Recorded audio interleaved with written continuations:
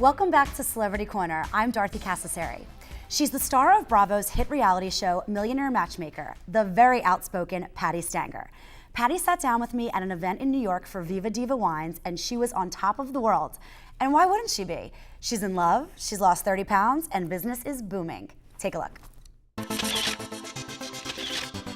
So let's talk a little bit about your new website. Oh, great. It's called attractingasoulmate.com, and it's subliminals. And what you say is subliminals is music embedded with suggestion. And when I was looking for my boyfriend, David, on Plenty of Fish, I needed to clear my head of all the crap, the negative boyfriends that kind of cause trauma. Right. That happens. So I found Joe Vitale, who actually is the star of The Secret, and he basically made this website with me called attractingasoulmate.com, and he created these subliminals. And so you listen to them. You can clean your house, be in your car, you know, sleep at night, and you listen to them, and they change your life. They're changing your unconscious thinking. It's music, and it's embedded also with suggestion, but you don't hear the suggestion, and it gets rid of all the negative crap. So like we're all walking around wanting love, but our program is saying we can't have it, we're not skinny enough, we're not pretty enough, we're too old, and this changes the program. Okay, I love that. I want to ask you about online dating because I know that you met your boyfriend on an online site. Right. Now, I have a lot of friends who are in their 30s, in their 40s, and I say make a profile on one of the websites, and they do not want anything to do with it.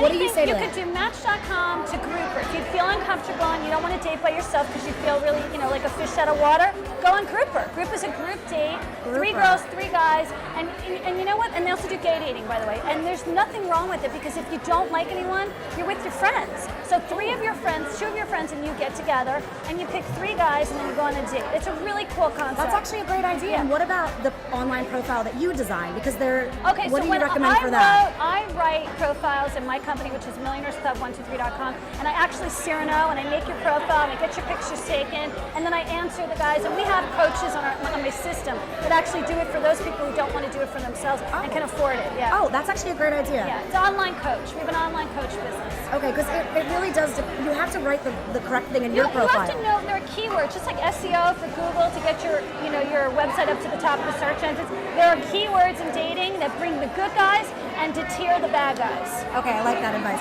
So we're just kind of entering the big wedding season now. Yes. What's your advice for the single women who are bridesmaids and maid of honors and guests, and their entire social schedule revolves around going to weddings and being in weddings? If you're in a wedding and there's nobody cute there and you're like, why am I here? Kill me right now. Obviously God has cursed me. Do not fret. Every person at that wedding knows someone to fix you up. That's called the 6 degrees referral. You want to get that person. So what I tell people to do is carry little business cards, they're called bio cards, with your picture and your stats, height, weight, education, what you're looking for, a little telephone number, email they can hit, and hand them at the wedding. Wait a second. Someone is going to be drunk enough to take this card to fix you up with their nephew, their son, you know, their best friend from college. Trust me, it never fails. Weddings are where people are into love and want to help. They're the helpful people. People get very romantic around really wedding time. And if they are in love, they want to spread the seed all the way around. Talk to me a little bit about when you get engaged. What is your wedding going to be like? Are you a hopeless romantic big wedding? I'm a Cindy Crawford girl. It's going to be a beach wedding. I'll probably wear a great long dress for the ceremony and then kick it off with a mini dress, barbecue on the beach, a couple of pretty horses, maybe a double fly above, who knows, lots of tiki torches and lights, and maybe we'll do family style. Oh. Yeah, something really cool and fun. I like that. And then you take it up a notch, you have a great band. Great after party. Yeah, a great after party. Great brunch the next day. And I'll probably rent a house. So what kind of timeline are we looking at? Oh, I don't know. He hasn't asked me. I don't know. I only have a promise ring. I'm growing. It started with a regular ring, now a promise ring, now I'm working my way to a engagement ring. I love it, but you're happy. Yeah, I'm happy. We live together. Yeah. Today I'm happy. Yesterday I wasn't so happy. Well, living together, I go up. varies. Anybody who tells you that they're like happy and you're so in love, it's not true. You have good days and you have bad days, and some days you want to kill him, and this is the weirdest part. When you hate him the most, you want to have sex with him. I don't know, or maybe that's just me. You're amazing. Wow. Thank you so much. Wow, Patti really tells it like it is. I mean, I've known her for a few years, since I was actually on Millionaire Matchmaker, but we'll talk about that another time. Anyway, it's Throwback Thursday, celebs before they were filthy rich, when Celebrity Corner returns.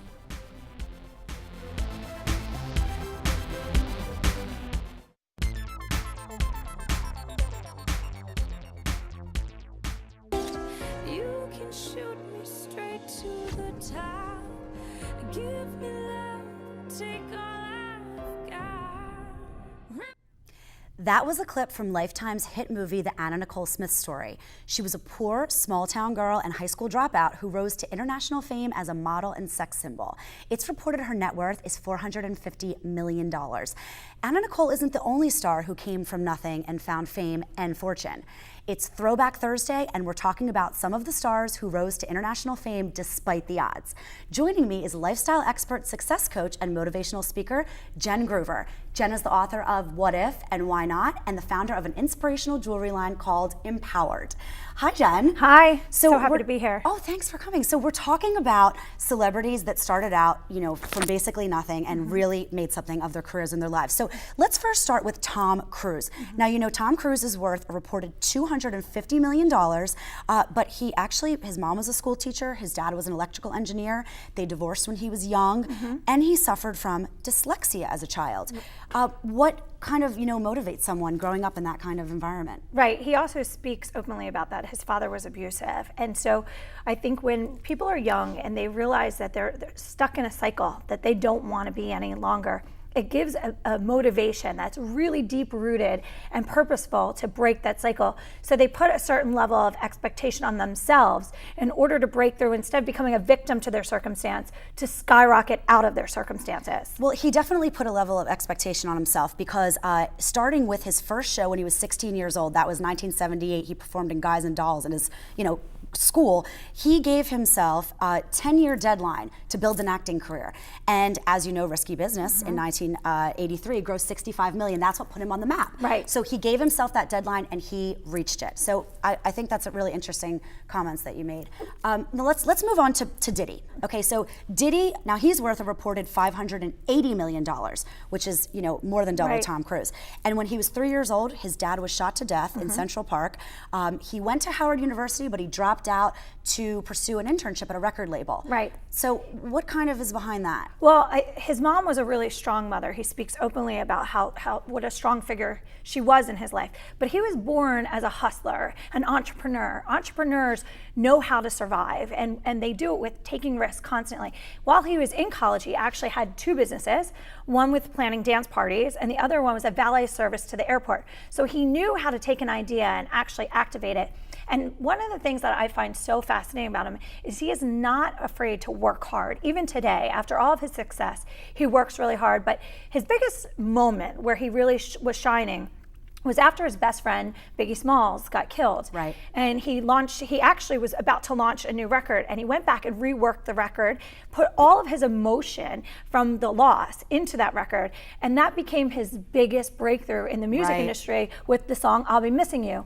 And so if you look he was really in the moment. He was in the moment. And that's when he did his greatest thing. Exactly. And also, his father was a street hustler before he was killed. So there's got to be some kind of an innate, drive that he inherited, in his genes, Survivor skills. Survivor skills. Right. Very interesting. Now, Sarah Jessica Parker, okay, she grew up in a family of 8 children. She was the 4th of 8, and she grew up in poverty. I mean, her mom was, again, a school teacher, and her stepfather, her parents were divorced. Her stepfather was pretty much unemployed throughout, most of her childhood. But, she went on to have a very successful career. Right. Well, her parents sacrificed a lot to help her get started. They saw talent in her, so they wanted to really help. They moved to give her best schooling possible that they could afford to give her a head start. And then she contributed that money back to the family as she started making it. But the thing that's interesting about all 3 of these people that we use as an example is their biggest breakthroughs happened when they were tapped in the most to what their purpose was and what motivated them the most in order to succeed. And for Sarah Jessica Parker, Sex and the City is the role that she identified so closely to because of the life that she was living, and she could see it, the life in her girlfriends. And so it became very much who she was. Absolutely. Now, let's play a little game because celebrities have some really crazy odd jobs before they made it big. So we have 3 celebrities, Ellen DeGeneres, George Clooney, and Madonna. Okay. Now, which one do you think was a paralegal? Ellen. How did you know that? Because you can tell by her personality Paralegal type. goes so, I think it doesn't even go along with who she is at all because she's like a crazy comedian. But okay, next, who sold insurance? George Clooney. I think you cheated before we Well, started no, this. this is what I do for a living. you know what people's strengths are. I understand what people do for a living and how it can correlate to their personality, and so that makes sense for both So of you them. also are clairvoyant. So okay, so last but not least, Madonna, can you believe it? She was actually mopping floors at Dunkin' Donuts. Absolutely, I can believe that. Much different than what she's doing now, right? Yes, but that's what made her skyrocket. Every time she was probably mopping, she's thinking, I need to be on Moving stage. on to the next thing, and right. I'm not going to be here forever, and that's what motivated her. Well, thank you so much for joining us today. Thank you. You don't have to earn a star salary to have a star-studded body when we return a new and affordable concept in personal training.